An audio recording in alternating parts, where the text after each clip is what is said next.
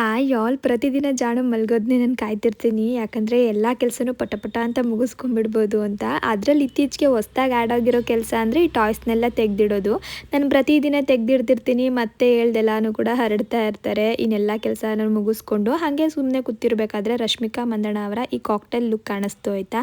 ನನಗೇನೋ ತುಂಬ ಹಿಡಿಸ್ತು. ಹಾಗಾಗಿ ನಾನು ಕೂಡ ಟ್ರೈ ಮಾಡೋಣ ಅಂತ ಮೊದಲು ಫೇಸಸ್ ಕೆನಡಾ ಅವರ ಸ್ಟ್ರೋಬ್ ಕ್ರೀಮ್ನ ಫೇಸ್ಗೆ ಅಪ್ಲೈ ಮಾಡ್ತಾ ಇದ್ದೀನಿ. ಇದು ಸೂಪರ್ ಕಂಫರ್ಟ್ ಆಗಿರುತ್ತೆ, ಇನ್ಸ್ಟೆಂಟ್ ಗ್ಲೋನ ಕೊಡುತ್ತೆ. ನಿಮಗೆ ಡಿಫ್ರೆನ್ಸ್ನ ತೋರಿಸ್ಲಿಕ್ಕೆ ಒನ್ ಸೈಡ್ ಫೇಸಿಗೆ ಮಾತ್ರ ಅಪ್ಲೈ ಮಾಡಿದ್ದೀನಿ. ನೀವೇ ನೋಡ್ಬೋದು ಎಷ್ಟು ಗ್ಲೋ ಬಂದಿದೆ ಅಂತ. ಇದರಲ್ಲಿ ಶಿಯಾ ಬಟರ್ ಹೈಡ್ರೋನಿಕ್ ಆ್ಯಸಿಡ್ ಇರೋದ್ರಿಂದ ಸ್ಕಿನ್ನ ದಿನಪೂರ್ತಿ ಹೈಡ್ರೇಟಿಂಗ್ ಆಗಿಟ್ಟಿರುತ್ತೆ. ನೆಕ್ಸ್ಟ್ ಬಂದು 3-in-1 ಫೌಂಡೇಶನ್ನು.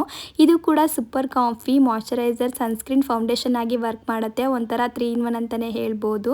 SPF 30 ಕೂಡ ಇದೆ. 24 ಅವರ್ ಸ್ಕಿನ್ನ ಹೈಡ್ರೇಷನ್ ಆಗಿ ಇಟ್ಟಿರುತ್ತೆ. ಬಿಲ್ಡಬಲ್ ಕವರೇಜ್ನ ಕೊಡುತ್ತೆ.